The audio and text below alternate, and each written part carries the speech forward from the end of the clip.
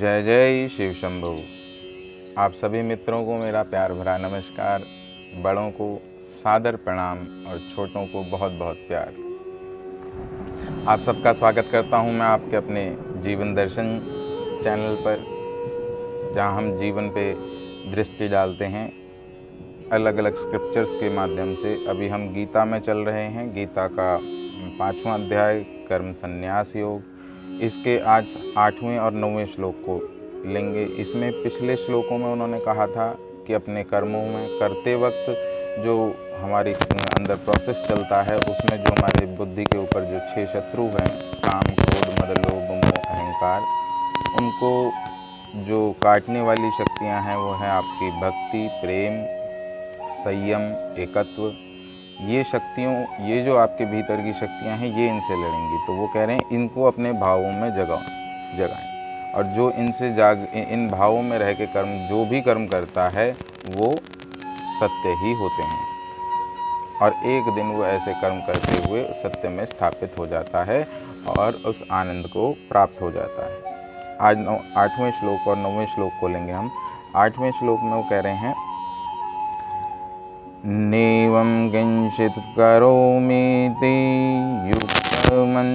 मन्येत तद्वितः पश्यन् श्रवन् स्पृशन् जिघ्रन् अश्नन् गच्छन् स्वप्नन् श्रवन् प्रलम्बन् विसृजन् गृहन् अन्मिषन् निमिषन्नपि इन्द्रियाणि इन्द्रियार्थेषु वर्तन्ते धारयन्। ये 8वां और 9वां श्लोक है। इसमें वो कह रहे हैं कि जो ऐसा पुरुष जो इन भावों में रहता है, इन भावों से कर्म को करता है, और इन भावों से जब करेगा तो वो जो 6 शत्रु हमारी बुद्धि के आगे बैठे रहते हैं वो शांत हो जाते हैं, उनको रुकना पड़ता है। तो फिर जो बुद्धि होती है वो विवेक होती है, उससे जो भी कार्य वो करता है वो सारे कार्य करता है। वो कहते हैं कि वो सूंघता है, सुनता है, देखता है, चलता है, खाता है, सोता है, जागता है, स्वप्न देखता है, बात करता है, सब कुछ करता है जो हम आम आदमी सब लोग कर रहे हैं, वैसे ही वो भी करेगा।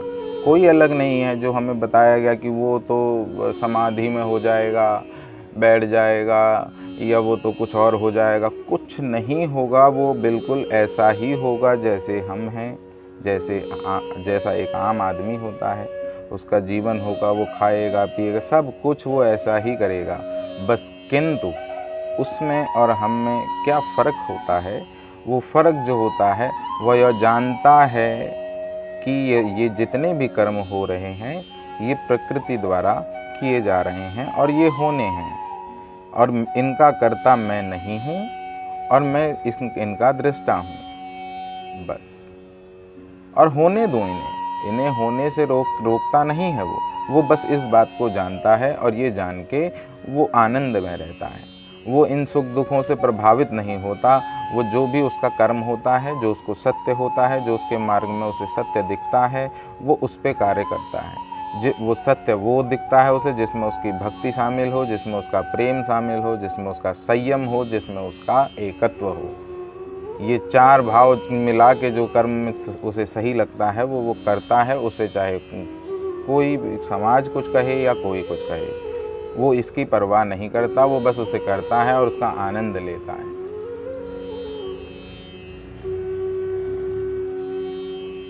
इस प्रकार वो इन 2 श्लोकों में कह रहे हैं अर्जुन को कि तू भी, और हमें भी बता रहे हैं कि हमें भी अपने कर्मों से कुछ नहीं बदलना, हमें सिर्फ उसके भीतर से उस कर्ता भाव को हटा देना है कि इसका करने वाला मैं हूँ।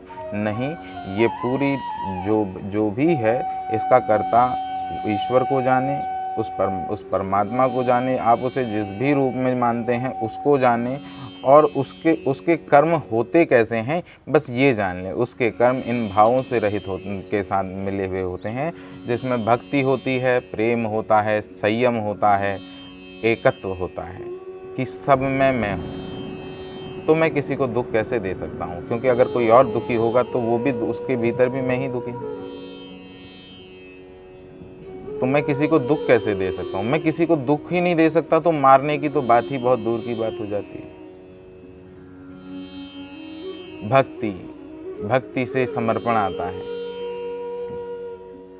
प्रेम, ज्ञान, ये जो एकत्व का ज्ञान है, इसको लेके ये ढाल बनता है। हाँ है, ये सत्य है, मैं आत्मा हूँ, ये सत्य है। बस उसके बाद अपने नित्य कर्म करें, सब कर्मों में आनंद झलकेगा। तो वही अर्जुन को बता रहे हैं कृष्ण। वो कह रहे हैं कि अगर तू इस भाव से कि यहाँ ना कोई मर रहा है ना कोई मार रहा है, ये जो युद्ध है ये वासनाओं और सत्य का युद्ध है, ये वासनाओं और सनातन का युद्ध है। इसमें तेरा न कोई मर रहा है ना कोई पैदा हो रहा है ना कोई कुछ हो रहा है ना किसी को दर्द। बस तू अपना कर्म कर, तू हारेगा या जीतेगा ये भी छोड़ दे, बस ये कर्म है तेरा, इसका आनंद ले, युद्ध का आनंद ले। हम दुखों में बड़े टूट जाते हैं, हम कभी उसका आनंद नहीं ले पाते। दुखों का भी आनंद होता है, उसका भी आनंद लीजिए। सुखों का आनंद ले लिया तो दुखों का आनंद क्यों नहीं लेते? उसमें हम टूट जाते हैं, उसका बड़ा आनंद है, उसका भी आनंद लेना जानिए। यही यहाँ पे कृष्ण अर्जुन को समझा रहे हैं। और जब आप उसका आनंद लेने लग जाते हैं तो विवश होकर प्रकृति आपके जीवन में सुख को देती ही देती है, आनंद को देती ही देती है। तो आज 8वें और 9वें श्लोक में जो मैं दे पाया वो मैंने आप तक पहुँचाने की कोशिश करी।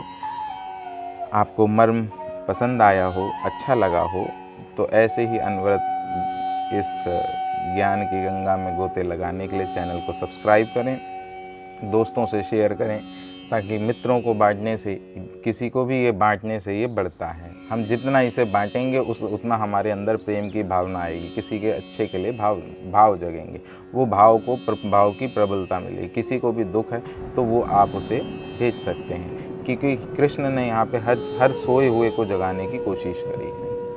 तो कोई अगर आपके शेयर करने से और देखने से जग जाए तो मेरा भी और आपका भी अहोभाग्य होगा। हमारे अंदर उस प्रेम और आनंद की वर्षा होगी। इसी कामना के साथ आप सबको हर हर महादेव। जय जय श्री कृष्ण।